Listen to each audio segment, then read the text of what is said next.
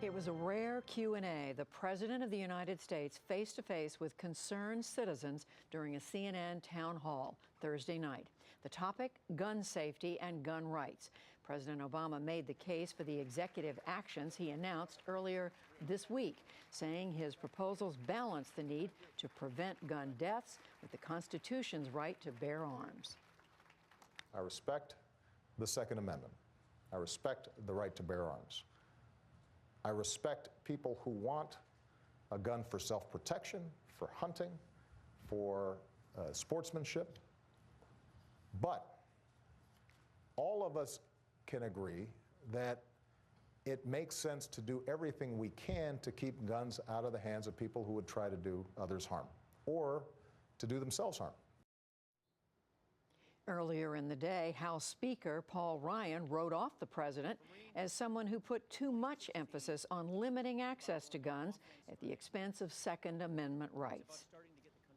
I don't think the president, I think he's been pretty hostile to the Second Amendment all along. I don't think the president has a lot of respect for the Second Amendment. And guess what is one of the most important things that we can do as citizens collectively to protect ourselves from some possible terrorist attack? Exercising our Second Amendment rights. And that brings us to the analysis of Brooks and Korn. That's New York Times columnist David Brooks and David Korn, Washington bureau chief for Mother Jones and an analyst for MSNBC. Mark Shields is away this week. We welcome you both. Thank you. Gentlemen, so David Brooks, who is right? Does the president respect the Second Amendment, or doesn't he? I got to side with Obama on this one. The Second Amendment guarantees guns, some possession. It does not guarantee all guns. It does not guarantee freedom from background checks. It doesn't mean you can't regulate them in some way. And so I think he's been reasonably respectful toward the Second Amendment. I personally support most of what he proposed. Do I think it'll do a lot of good? Probably not. The history of gun control legislation from the Brady Bill backwards and forwards has been that it can reduce suicides, but it doesn't seem to have a huge effect on homicide rates. So the effect of what the president proposes is, I think, minimal, but probably a positive small step in the right direction. And it boggles the mind to think it would be in violation of the Constitution. David Korn, what about this? Is Ryan right, or is the president? Paul Ryan was doing sort of a mild version of what the Republican conservative line has been, which is really to be sort of, I think, demagogic when talking about President Obama, that he wants to take guns away. Just earlier in the week, Marco Rubio put out a campaign ad saying that the president wants to take your guns, and that's been the line from the NRA over and over again. And it's really not true. He can't, and there's nothing that he's proposed that would take guns away from people who actually possess them already. And so I think the very interesting thing about the town hall meeting was that the president took that on directly. And he said there are conspiracy theories out there about me, and I want to confront them. And he wondered why the NRA wasn't there last night, because they'd been invited to come. I think the reason was because he was ready to really call them out on that point, and they don't want to have that honest sort of disagreement with the president. David Brooks, is there any movement on this issue? Are we just frozen with each side standing its ground? Mm-hmm. Frozen. It's become a cultural issue, and I thought Obama is trying to begin to diffuse that. But it is just a fact that a lot of people, especially in rural parts of the country, think that gun control is a symbol for we don't like your lifestyle. And they feel outsiders are dictating to them their lifestyle. And so even non-gun owners in rural parts of Virginia or wherever perceive it as hostile elitism. And I think that's how it's frozen. That's why it's frozen. It's interesting because that wasn't always the case. Back in 1994, Reagan urged banning the making of AK-47s and assault weapons. Chris Christie says that he got into politics in the early 90s because he wanted to do something about guns. Even Marco Rubio, when he ran in 2000, said he was for reasonable restrictions. So there used to be this ability for Democrats and some Republicans to talk about this stuff. But the Republican Party has just moved so far to the right, I think goaded by the NRA, that there really is no room to talk about this without it becoming sort of caricatures. And there's also conversation in the Democratic Party. The president also, David Brooks, wrote an op-ed piece for in your newspaper today, in which, among other things, he made some of the same arguments that he did last night in that town hall. But he also said, I won't support a candidate, even one in my own party, who isn't willing to go along with gun reform, with significant. Some people looked at that as a shot at Bernie Sanders. Yeah, well, Sanders has got a lot of wiggle room, and the president left himself some wiggle room. If Sanders is the nominee, I guarantee you Barack Obama will be there for him. Yeah. And then if there are any other Democrats, they probably come from red states, and they wouldn't want Barack Obama campaigning for them anyway.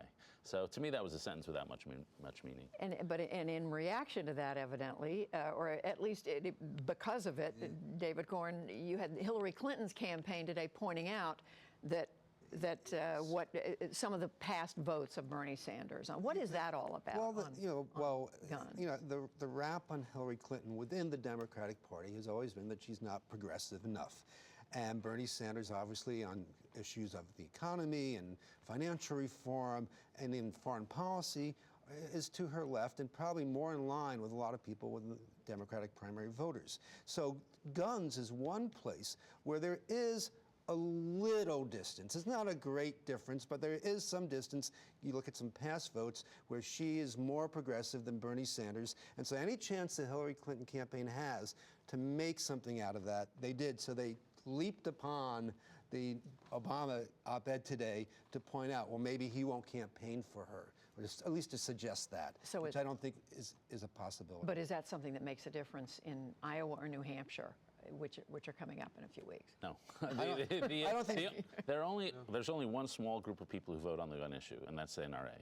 Nobody else votes on the gun issue in this country, which is why it's hard to pass gun control legislation.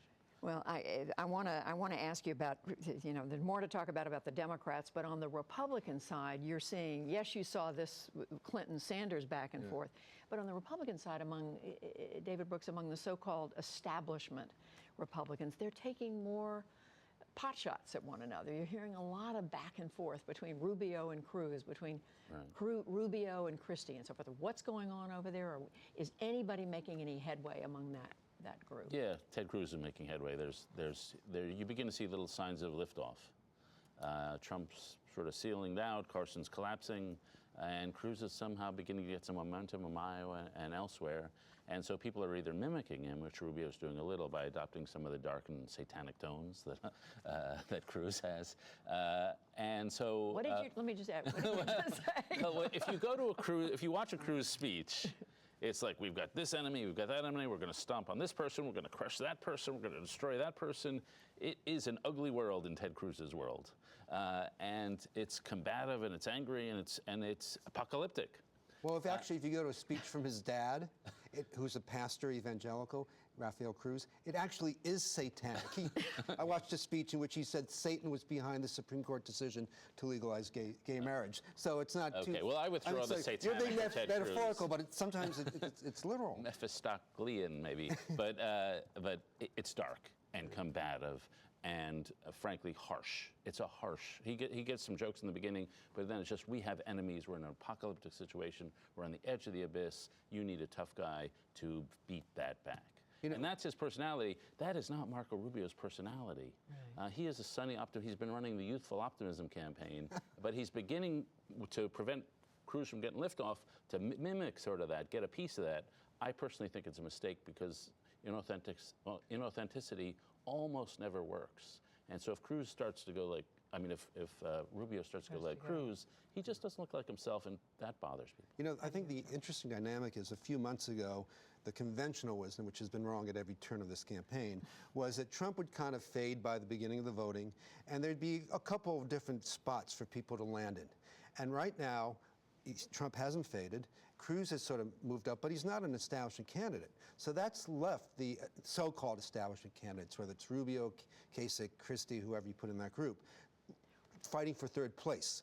And I think the desperation level has just really amped up. And I see them all as like guys in a pool treading water and trying to splash water in the face of the others because they're so desperate not to be cut out, because Cruz and Trump seem to have a lock, at least in Iowa, on the first two positions. But in New Hampshire, there seems to be there's more room to play. I mean, Yes, to I mean, we keep the water analogy rather than the satanic analogy. I think so too, but they kind of all seem to make a decision in December that they had to have some sort of a showing in Iowa because there just isn't enough room for the train out of Manchester at the end of that primary. But is any one of them? I mean, you mentioned Christie, Kasich, Rubio. You didn't. Jeb Bush. Neither one of you has mentioned Jeb Bush. Oh yeah, there's this guy named Jeb Bush. Is yeah. any one of them making headway, the kind of headway that could last for a few weeks? Well, no one seems to be having a breakout moment. You know, Christie has been moving up a little bit, only in New Hampshire. Rubio had a little bit of burst and some kind of leveled out. So maybe we'll be surprised the first week in February in New Hampshire. But so far, I don't see anybody, coming out on the out of the pack here. Right. Yeah, I still think it'll be a Cruz Rubio thing by the end of the first two. But then you go down south, and Cruz has some natural turf to run there, and so he just has a straighter line to the nomination. I personally think his personality is not ideal for a candidate in likability, but I'm trying to compensate for my past crudeness. Yeah. And so, but if you look now, I still think he's the guy with the straightest line to them. But you don't. You specifically. You've mentioned Rubio a few times. You don't see Christie. You don't see Kasich. Well, Christie Bush, is he's like what McCain did in 2008. He just sits there and has town hall after town hall in New Hampshire. And like McCain, he's a genius for formulation. He's great at riffing. And so it's working for him. So he's coming up, and you begin to see people taking shots at Christie. But he's not acceptable to all parts of the party. Rubio is acceptable to all parts of the party, which makes him the most viable alternate. Not on immigration, though. That is still a very big, liability for Rubio. Eventually he has to get votes from the Republican base. The Republican base hates anything to do with immigration reform, and he's tried to run away from that. But if he gets closer, other people will remind the base of where he used to be. Yeah, I differ on that. The people who stand up at these meetings, they tend to not have any tolerance for what Rubio did a couple of years ago. But if you poll Republican primary voters, there are some polls where a majority favor some sort of path to citizenship.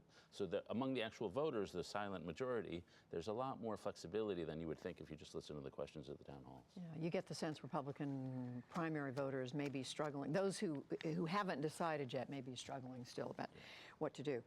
The health care reform law, ACA, the Republicans finally got enough votes, David, this week. The Senate had already passed repeal. Now the House has. They got it to the president's desk. Now he's vetoed it. But Paul Ryan, we hear him saying today, this isn't the last you've heard about this. I mean, is the ACA in real jeopardy here? No. Even if a Republican wins, it's entrenched.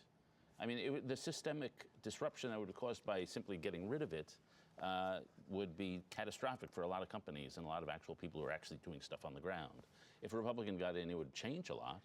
But frankly, if a Democrat gets in, it's going to change a lot. Some of the really startling premium hikes that we're seeing from some of the insurance companies are going to cause huge problems down the road. So even if a Democrat gets in, there's going to have to be some changes. But it's very hard to see you just uprooting it. It's too deeply entrenched. What do you say? It wasn't even repeal. They repealed the part of the law that requires people to have insurance. But they kept in the stuff that's popular, which is if you have pre-existing conditions, you can get coverage, and anyone can get coverage. But the problem is if you take away the requirement and you just leave the ability of people with pre-existing conditions to get coverage, then premiums truly skyrocket. So what they were doing, they were voting for a way to create a death spiral without replacing it with anything. So they don't want this bill to pass. And if you look at in Kentucky, a good case study, where a Tea Party candidate won saying he would repeal Obamacare, Bevins, he became governor, and in between New Year's Day and Christmas, he very quietly said he wasn't going to get rid of the Medicaid expansion that he promised to because it's working in Kentucky. But you're saying that's a model for what's a forerunner of what? Yeah, I don't. Washington. Listen, they can't get rid of it without tremendous dislocation to real people. They'll pay a real political cost, and they haven't suggested an alternative. So I think it was just all showmanship, and it was kind of funny that Paul Ryan was saying, "Look what we've accomplished today." Well, we will leave it there with what we accomplished here. David Corn, David Brooks, we thank you both. Thank you. Thanks.